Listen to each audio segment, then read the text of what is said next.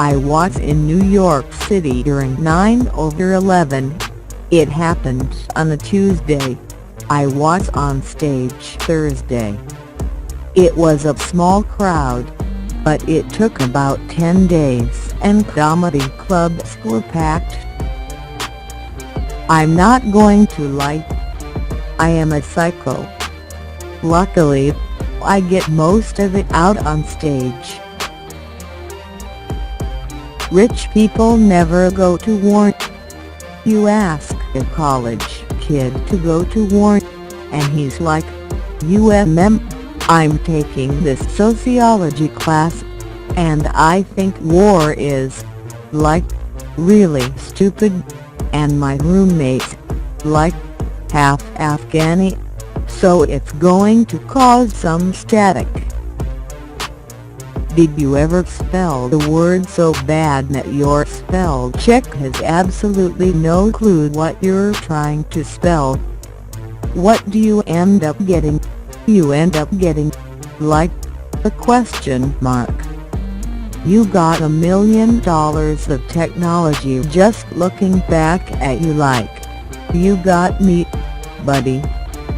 Which is pretty amazing because I have all the words. I gotta be honest with you. I'm kind of jealous of the way my dad gets to talk to my mom sometimes. Where are all those old school women you can't just take your day out on?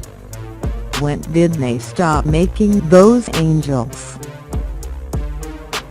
My favorite kind of humor is basically, if it was happening to you, it wouldn't be funny, but to observe it, it's hilarious. I think it's hilarious the way Obama is depicted post-presidency. He's always kayaking or playing high-a-lie like he's some retired athlete or something.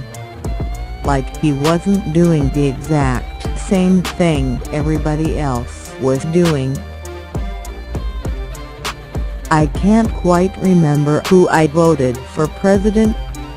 It wasn't Trump or Hillary, though. I didn't like either one of them. I have this weird sort of Gemini thing where I can really be empathetic and a loving person. But if you piss me off, I can't be one of the meanest, most sadistic people. My parents have a ridiculous work ethic. My dad just works.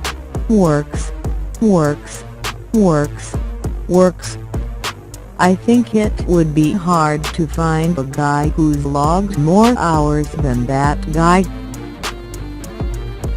As far as my mindset changing, I see myself having more empathy in my older age. Patrice O'Neal is the best comic I ever saw. Working on the Dave Chappelle show was amazing. I used to think you had to live this miserable life and that would make you funnier, but you don't.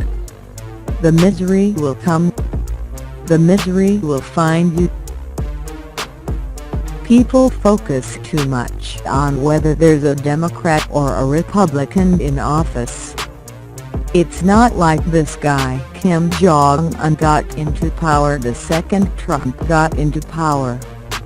It's not like he wasn't a problem. It's not like we haven't had warmongers. It's not like corporations haven't been the main influence on what we're doing around the world.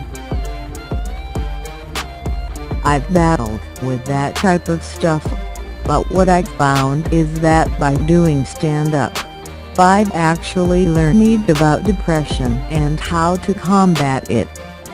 I don't have clinical, but I've definitely had my bouts with it. I've been guilty of being in the writer's room and going too dark. Other people have gone too wacky and zany. I love doing radio, and I love doing stand-up, Obviously, you probably need 1/10 of the world's population for us to continue to exist. There's just too many damn people. You have to somehow get us from 7 billion people to... I don't know what the magic number is, but I imagine at some point, that will happen. And I don't know about you, but I don't think I'm making the cut. When I watch Breaking Bad, my stomach is in knots. Stand-up comedy is this thing you get to do, so you have to treat it with respect. You can't just be like, alright, I got my hour down. People are coming to see me now. Now, I'm going to lean on the mic stand. No, you gotta work even harder now. You got to top what you already did. Because they'll find someone else. I like finding stuff that I suck at and trying to get better. So I'm taking classes, getting myself comfortable in an acting scene. You've got to work out those tics. For instance, standing up used to be really hard for me. I act much better if I'm sitting down. You have to understand how bad I wanted to be a comedian, how much I loved doing it. I still can't believe I get to do this for a living and have people come up and want to see me. Podcasting is great. Total freedom. The word ranting is kind of overused now. Literally. If you just talk about a subject for 30 seconds or more, even if you never raise your voice, if I just talk about it, it's called a rant. You know, it wasn't even that I'm a funny guy. I just loved stand-up comedy and I wanted to do it.